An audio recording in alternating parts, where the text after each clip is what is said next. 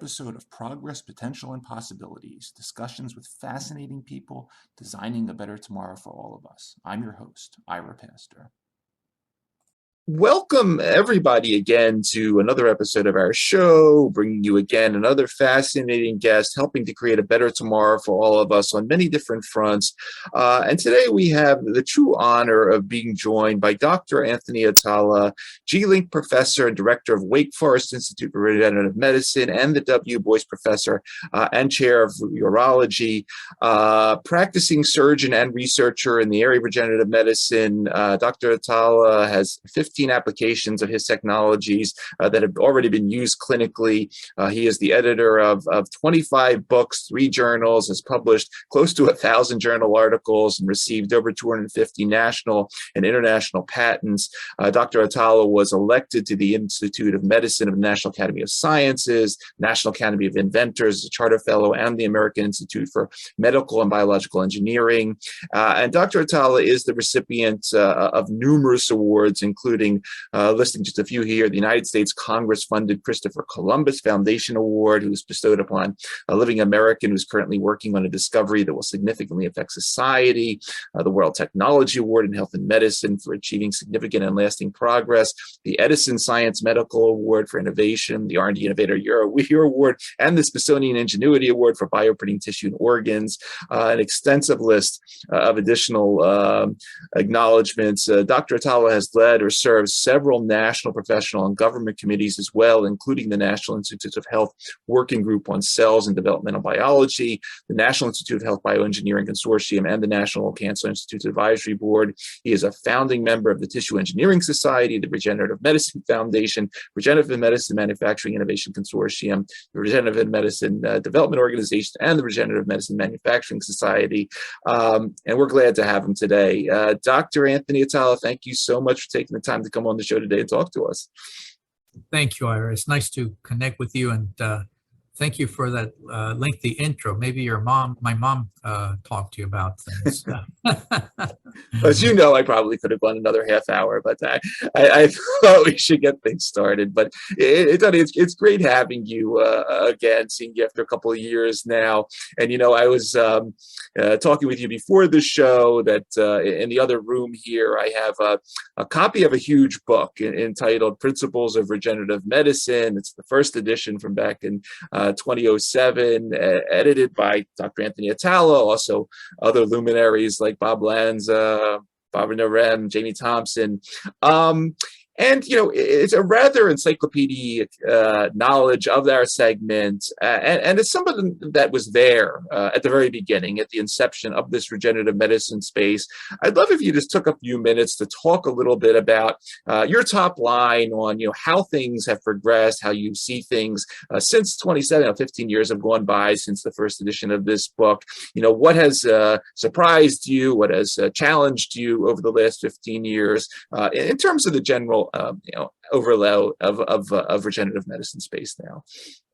Ira, it's interesting you should say that, because now we're actually, published the 3rd edition of that book, and every 5 years, we come up with a new edition. And each time we do that, of course, it's a time for reflection in terms of what's happened over the prior 5 years. But, when we look back to 15 years ago, so much has changed. It's amazing to see the advances that have been made in the field. I mean, if you really think about it, it was just, started out with just a handful of folks working in this area.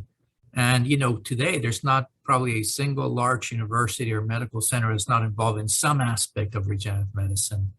It was considered science fiction before, it's not considered science fact. In fact, at that time, I remember clearly when the NIH, when the field got started, they were not really funding RegenMed research, right? They actually said, well, when you can all prove that it's not science fiction, but science fact. But of course, the work was being done, and there were many people that laid the groundwork for where we are today. Really a long way. We've come a long way, but still, even now, 2022, so much more to do, and so many things that we need to get done to really keep advancing the field forward.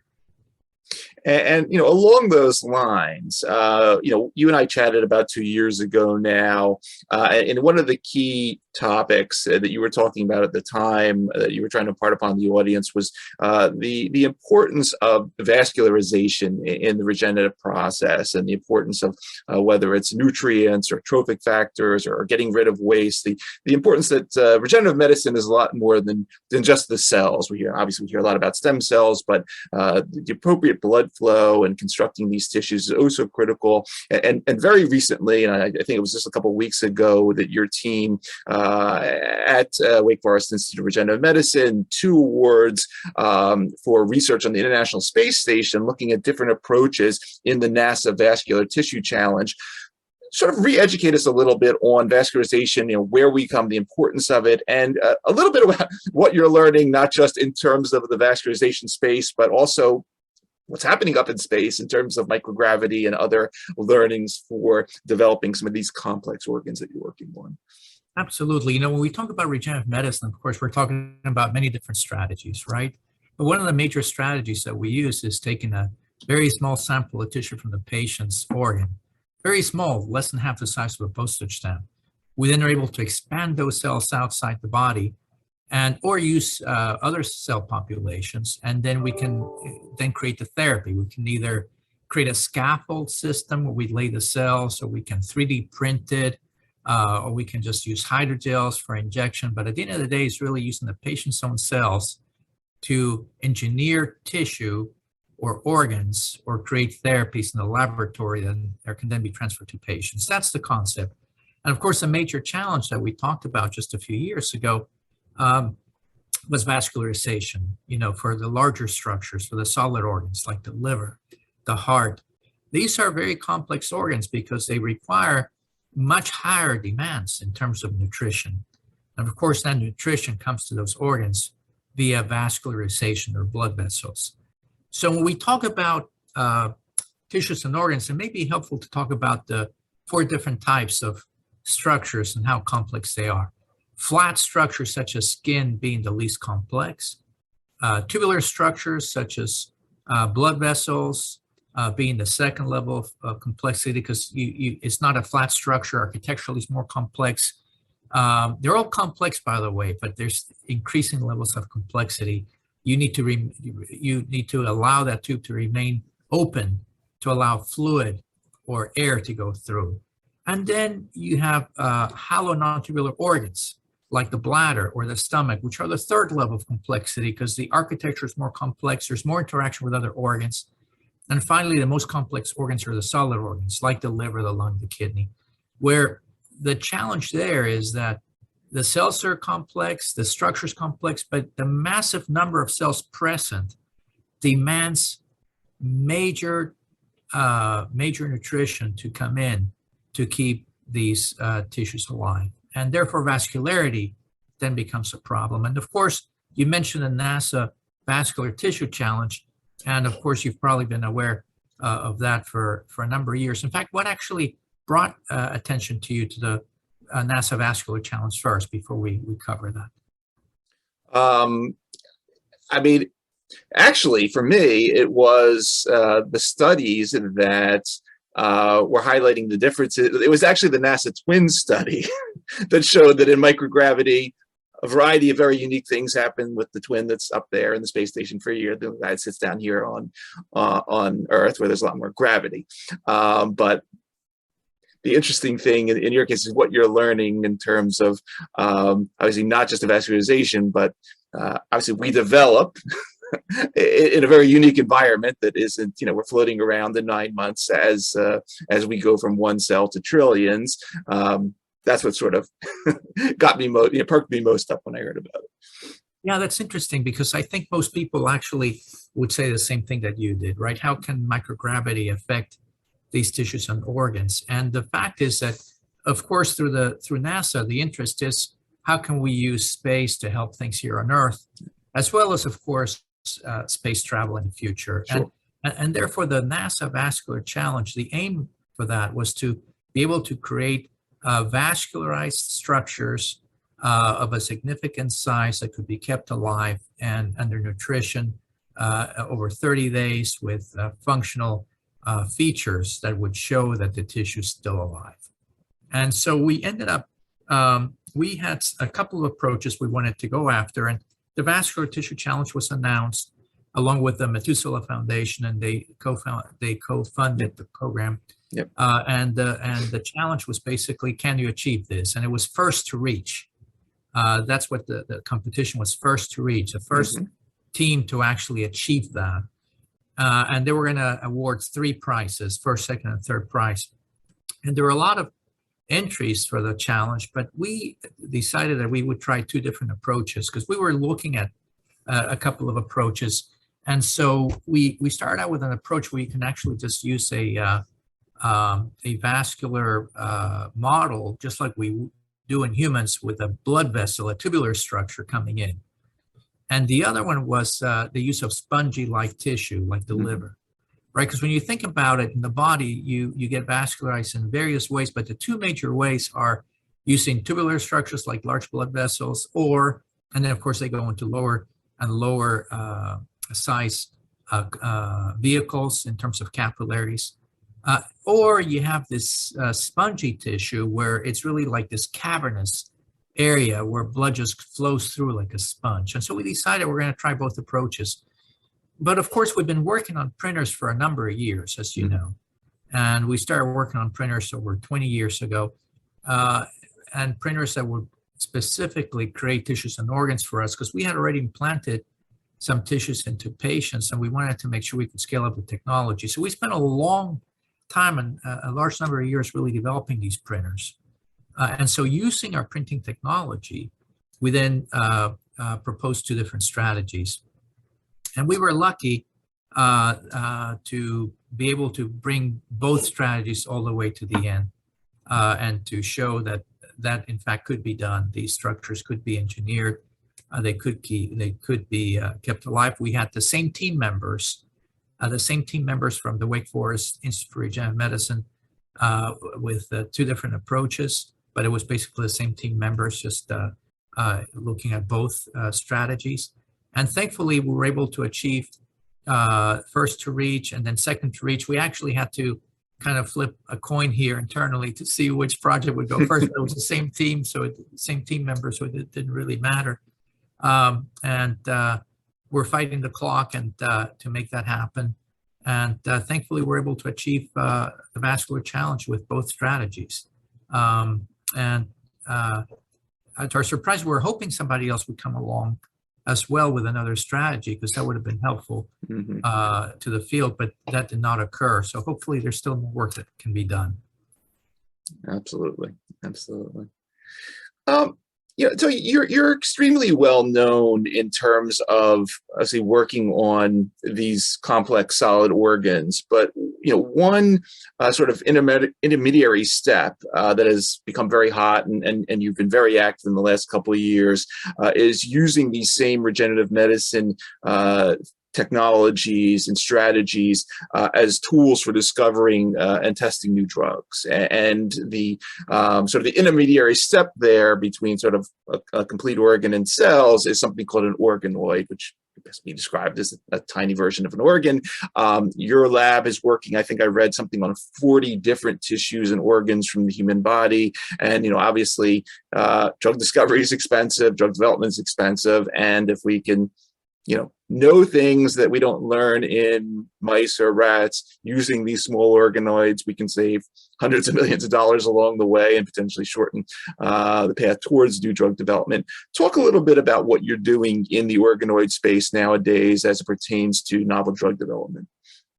Yeah, Ira, thanks for asking about that, because it's really a very interesting area, actually. And, as you know, when we are trying to take tissues into patients, and you mentioned we already have 15 applications of technologies in our patients, but the bottom line is that a lot of these are, when you look at, we talked about flat tubular, hollow non-tubular structures, but they're really, in a way, flat structures shaped in different ways, right? That provide more challenges architecturally. Solid organs is a larger challenge, and as we talked about, it's a solid organ that's a major challenge, because we can create now the flat tubular and non-tubular structures that we can put into patients. For the solid structures, we had to go through major challenges, and that's why the vascular tissue challenge was important. But I mentioned this because the challenge is not to make things smaller. The challenge is to make things larger. Right. And that is where the organoids come in, because once we knew how to create these tissues and organs, it was actually easy for us to miniaturize the system and using the same regenerative medicine strategies. And the approach that we took, we actually wrote a white paper on this back around 2002, believe it or not. So it was like, 20 years ago. Yep. And really, it had no traction. It was considered science fiction, because remember, even RegenMed was, still in its infancy. And so the concept of using these strategies for drug testing, drug discovery, personalized medicine was really considered also science fiction. And so but to us, the strategy was a lot easier, because as you can imagine, we were working on engineering tissues that we could implant into patients, right? And that's what we did. We implanted some of these tissues into patients. So for us to actually miniaturize the system became a simpler strategy, but also to miniaturize it in a way where you would be creating these miniature structures in the same manner as you would if we were putting into a patient as a larger structure. And that's really the approach that we took. So it was not just really a cluster of cells, but it was really for the specific organ, it had to be all the major cell types present in that organ, same proportion, yep, using an extracellular matrix, just like we do to engineer a tissue for a patient. So we used a lot of the same strategies to come up with these miniature tissues that you could then place on a small slide, and we started to look at printing these. So we can actually print the organoids, which are the miniature structures, and the chip at the same time. So we can print all together, and that's something we were working towards, to be able to print everything together. And then you could lay different organs on the same chip. So you could have hearts, lungs, livers, kidneys, all on the same chip. And then you could use that for drug testing and drug discovery and personalized medicine. And we've done that now using many different strategies. And we have, thankfully been able to succeed with just an amazing team here at the Institute, just an amazing team that has been able to bring these technologies all the way to practicality now, where we can in fact use these technologies for drug testing and safety and toxicity and discovery, as well as personalized medicine.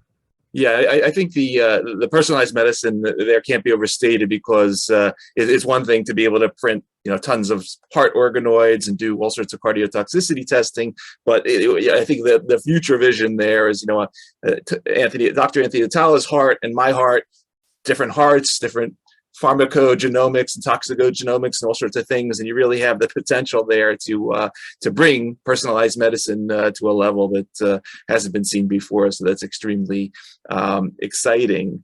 The other aspect of the organoid work, which I personally found fascinating, is when we get into some of these areas where not only sort of is not an animal model good, but no human model is good, and that is when we get into the area of countermeasures research. And obviously, we've heard a lot about the BARDA, Biomedical Advanced Research Development Authority here in the U.S.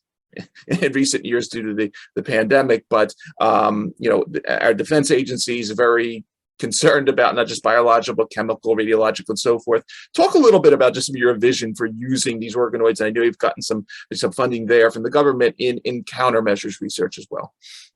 Yeah, we actually developed a system with the help of the Defense Threat Reduction Agency, DTRA, and they're the ones who actually funded the work initially, and they've been big supporters of this program since the onset, mainly because of its potential use for chemical and biological defense. And now BARDA has also been a major proponent of using these technologies for chemical warfare, to try to find out what happens with chemical warfare and how can we prevent it, basically. And so the system is such that because you're using human cells and because you're using three-dimensional structures, they're more representative of the human response, right? So we have to go back to the reality that, when drugs get developed, it takes years to get a target to a clinical trial. And it takes, could take $100 million to take that drug all the way to the first patient trial. But the reality of what people may not realize, many people don't realize, is that even though all those years have been spent, and you may spend $100 million to develop this drug just to take it to a phase 1, that 90% of the drugs that enter phase 1 clinical trials never make it out. They fail. 90%. And then once it succeeds, takes many, many years and at a cost over $1 billion. And the reason that 90% are failing, major reasons are toxicity, as well as challenges with efficacy, right? And so part of the strategy then is to use these systems to fight these off. And so, for example, we've tested these extensively. I'll give you a couple of examples on why BARDA and DTRA and countermeasures are important. Sure. But I'll give you some practical examples first. There was a drug called Hismanol. Okay. It was an antihistamine for allergy. It was an allergy medicine, and it was extensively used. It had been tested in cell lines. No toxicity was noted. It had been tested in animal models. No toxicity. Went into phase 1, 2, and 3 human clinical trials. No toxicity. Was released into the marketplace 11 years before there were enough patients where they could connect the dots to show that the drug actually was causing heart block. Yep. So the drug was finally recalled by the FDA, rightly so. And so we took that drug, tested our system. Within 2 weeks, we knew the drug was toxic. Same mechanism of action, heart block, same dose response. I'll give you a second, more tragic story. Resolin, an anti-diabetic. Sure. Was in the market for 3 years. Same thing, was tested in cell lines, animal models, phase 1, 2, and 3 human clinical trials. 3 years within its release, there were 63 deaths due to liver failure. The drug was recalled. We tested the drug in our system. We're able to show the same mechanism of action in terms of toxicity, showed that this drug was toxic, same type of dose response. So why is it then? The question is, why is it that these systems are so sensitive? Mainly because you're using normal human 3-dimensional tissues, right? You're not using cell lines, which are not like the normal tissue. And as you know, animal models just are not great. You can cure anything in a mouse, for example, as you know. And so it's challenging. So these systems are strong. So the next step was, how can we actually test agents using this same system, this body in a chip, using the same system to actually look at adverse agents like chemicals that could be used, for bad things, or biologics, some of these nerve agents, for example, or chemical agents, or bad viruses that could be used. So you have all this combination of viral agents and chemical agents. And then the question is, how do these organs in the body, and as you know, you can't really test this in a human, right? You can't just throw these things at a human saying, well, what's going to happen? So step one was, what do these agents really do in this model, in this 3D body in a chip model? That's step number one. Number two, what are the antidotes that we can start looking at that will help us to fight these? And that's really what the work is about, is medical countermeasures for agents which are dangerous to us as a society. Outstanding. Your group, Tony, at Wake Forest Institute for Regenerative Medicine is the, or if not one of the largest regenerative medicine institutes in the world. And now you have an additional component to it known as Regenerator, which sounds like a fascinating incubator for the sort of the next generation that's coming along, the startups with the new ideas. Talk a little bit about, obviously you have so much going on in your own labs, but what's going to be happening with the Regenerator in the Wake Forest ecosystem? Well, in 2008, we started to realize, we had started working, of course, with 3D printing about 20 years ago to scale up technologies. But around 2008, we realized that we really needed to make manufacturing a focus, because at that point, we had already started to put things into patients. And we realized that you just can't be doing these things by hand, right? It's okay to create these structures by hand if you're treating a small number of patients. But if you really want to scale up these technologies, then you have to scale up production in terms of making sure that you can give reproducibility, reliability, lower the cost of the product, and really get these things available to patients clinically. And so in 2008, we started really the first manufacturing initiative for the field, because we saw the need, right? I mean, we were really doing this in patients, so we saw the need for this manufacturing initiative. And we initially partnered, our first partnership was with NC State, with the School of Industrial Engineering. And we went to them and said, we really need to apply industrial engineering principles to RegenMed. You know, and of course, North Carolina has been big in manufacturing for many years. They were big in manufacturing for textiles, tobacco, furniture, and now computers, right? North Carolina, as you know, is a big state in terms of manufacturing. And so having this industrial engineering approach to RegenMed was a smart, you know, it just seemed to us that's a smart thing to do. And following that, we started working just, at an academic level doing that. And in 2014, we actually, through the RegenMed Foundation, which is a foundation that we started around 2005, through the RegenMed Foundation, we had our annual RegenMed Foundation meeting in Berkeley, California, and we made the focus of that meeting biomanufacturing for RegenMed. That was the focus of the meeting, really kind of launching this concept. Manufacturing is going to be important in terms of how can we bring all the stakeholders together. Yep. And we did that through the RegenMed Foundation to start the first effort around manufacturing called the first industry academic effort called the Regenerative Medicine Manufacturing Innovation Consortium, which was a consortium of an industry-driven consortium that was basically aimed at coming up with the next technologies for manufacturing. So we had all these companies working together. Many people asked, well, how can you get industry to work together? And the way we did that mainly was by showing that everyone could agree that they could work together in the pre-competitive space, right? Because you have all these companies out there competing. One company may be working on cell therapy for heart disease. Another company may be working on, maybe engineering cartilage. But at the end of the day, all of them could agree, we need better ways for manufacturing. And that's where the Regenerative Medicine Manufacturing Innovation Consortium came in.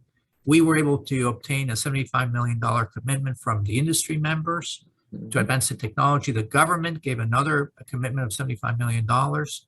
So a $150 million commitment between industry and the government. And through that commitment, we basically started to apply for projects. And one of the first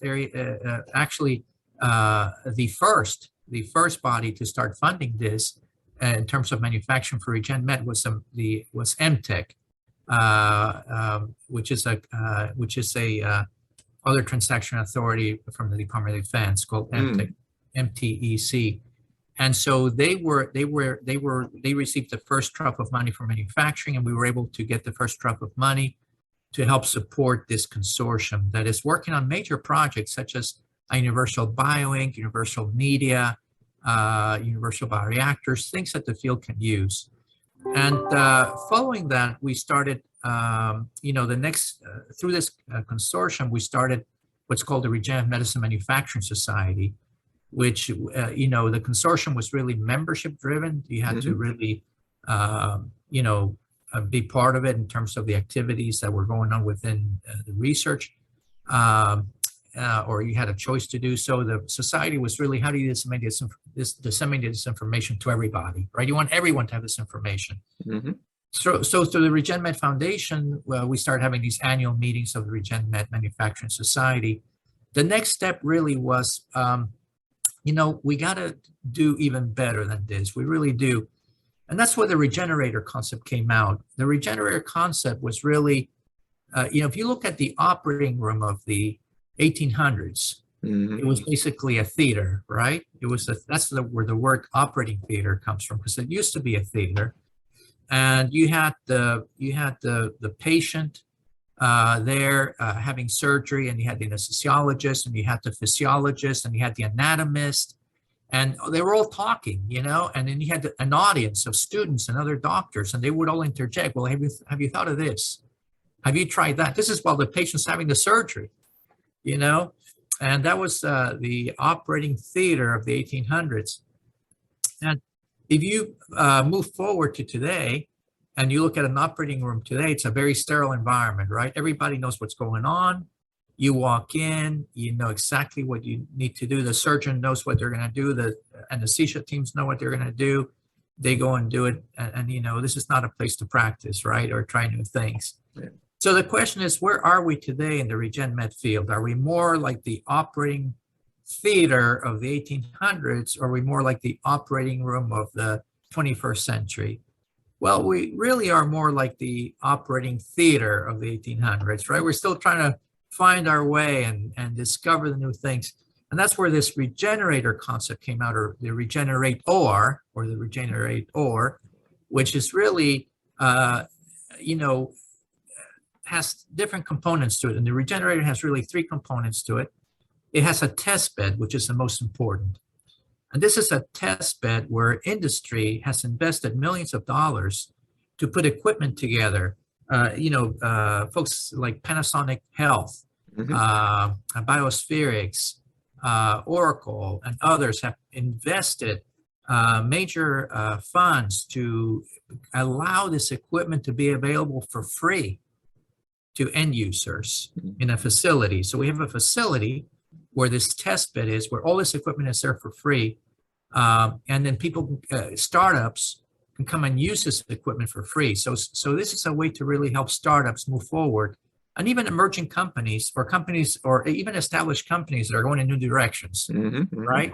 They can come in, use this space for free, and use this equipment for free, so that they can create their prototypes for manufacturing without making major investments at a time when they need that money the most, right? You don't want everyone to replicate that investment. Sure. So the startups, the gain for them is obvious, right? They're able to use all this equipment for free, and they can create their prototypes without having to worry about the early investment. What do the companies get back that put that equipment and resources for the test bed? Well, because it's such a new field, they get the interaction with the end user one-on-one, so that they can keep improving their equipment and technologies for the next generation of regenerative medicine manufacturing. And also, when the small startups or emerging companies or whoever they are, they actually start to create their prototype for real, guess what? They're going to turn back to the company, to buy equipment from the same company where they used the equipment to create the prototype, because that's what you need to do for the FDA, right? So it's a win-win for both parties. And it's a win, for the field, right? Because you're now learning how to manufacture these things for the future. The second component was an incubator, which has we basically announced the incubator this summer, and within 3 months, the incubator was full. We had companies from Korea, Atlanta, Florida, New York, Texas, all that came in to the incubator. So we are now expanding the space now even further to even get more incubator space, because companies want to be close to where these technologies are being developed. And also, companies like to be together because they gain from each other. You're right. You have that. It's like when you go to a restaurant row in any city, right? Everybody benefits. And the third component was a workforce development part of it. And so we have a workforce development effort, which is led by Gary Green, who led the first Department of Labor effort in the field of biotechnology, and that included nanotechnology and RegenMed. And we work closely with them here in Forsyth County in Winston-Salem, because that's where the school, Forsyth Community College, was based, that started this effort for workforce development. And so we were able to obtain a grant from the National Science Foundation to fund workforce development in the field of RegenMed using this model. So, because you need that workforce that can be also available nationwide. Absolutely. So by having the consortia of companies working together, by having this test bed where industry can provide pre-competitive equipment and end users can use it and they can talk together, by having this incubator space where companies can be here, and by having a workforce development program, we can help to advance the field, not just regionally, not just here in Winston-Salem where we are, and where the institute is located, which is a nice thing to have also for us, of course, at WFIRM, is to have all these companies around us that we can collaborate with. But in reality, it's for the field in general. It's a national effort to bring RegenMed to the next level in terms of manufacturing. Absolutely.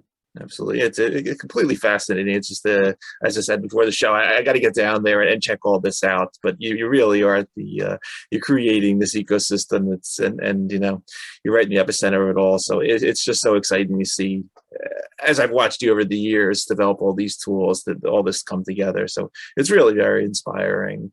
Tony, we've talked cells, scaffold, bioprinting, vascularization, microgravity, large-scale manufacturing. You've taken us to the space station. You're doing countermeasures defense. In 2022, what else excites you? Because you also, aside from everything else that you just heard, Dr. Atala, you also serves editor-in-chief, Stem Cells Translational Medicine, this monthly sort of leading scientific publication in terms of clinical utilization of all these tools. You see everything come by your way, everything that's happening, all the new stuff. What else gets you excited in 2022? Is it CRISPR? Is it microRNAs, messenger RNAs? What's coming down the road that you say, if I had an additional $1 trillion, I'm going to throw it at this, that, and the other thing? Well, it's interesting you should say that. There's so many conditions that we deal with where gene editing would be helpful, and like CRISPR, like you said. Yeah. And it's, of course, that's been a revolutionary technology, right? But the thing about it is, though, that it's very hard to apply. Sure. And so the combination of RegenMed therapies with gene editing and small molecules is extremely powerful. Extremely powerful. And I think that's where the future of the field is headed. I think there's so much work in that area that's going to benefit patients. Because at the end of the day, as you know, the only reason we're doing all of this is to make patients better. Yep. I mean, it's really, how can we create better therapies that'll help you and your loved ones in the future? And so we do believe that these technologies will keep expanding over time, and their use will keep increasing. And hopefully these new strategies will get us closer even faster. Very important message. Tony, last question while I have you. Anything coming up that we should know about? Conferences you're going to be presenting at? New TED Talks you're going to be giving? Please take the floor. Anything else you want to talk about? Thank you. No, actually, you mentioned stem cells translational medicine. It just moved over to Oxford Press. Okay. And our founding editors and publisher was basically Anne and Marty Murphy. They were just amazing. They published the very first journal in the field of stem cells, the journal Stem Cells. Came from them. And they now have, after many decades, they have transferred both journals to Oxford. So we're excited to be working with them. And I think that, we're going to keep, through that journal, running conferences and webinars to really help to advance the field in terms of education and also interactions. Outstanding. I'm rooting for you, Tony. I love listening to everything you talk about, other presentations, and watching the progress, as I said, and just wishing you the best with all this as you continue to take it forward for the benefit of all mankind. For everybody that's going to be listening to this particular episode across the podcast networks or watching on the YouTube channel, you've been listening to Dr. Anthony Atala, J-Link Professor, Director of the Wake Forest Institute for Regenerative Medicine. Obviously, check out the organization, check out Regenerator. Pick up a copy of Principles of Regenerative Medicine if you want some light reading. But Tony, I want to thank you again for taking the time out of your schedule to do this. Obviously, thank you for everything you're doing for society. And as we say on this show, thanks for helping to create a better tomorrow for all of us. Really amazing progress you're making. Thank you, Ira. We're very, very lucky to have an absolutely amazing team here at the Institute. I'm thankful to them. And thank you. It's always fun chatting with you. Absolutely. Always. Be well.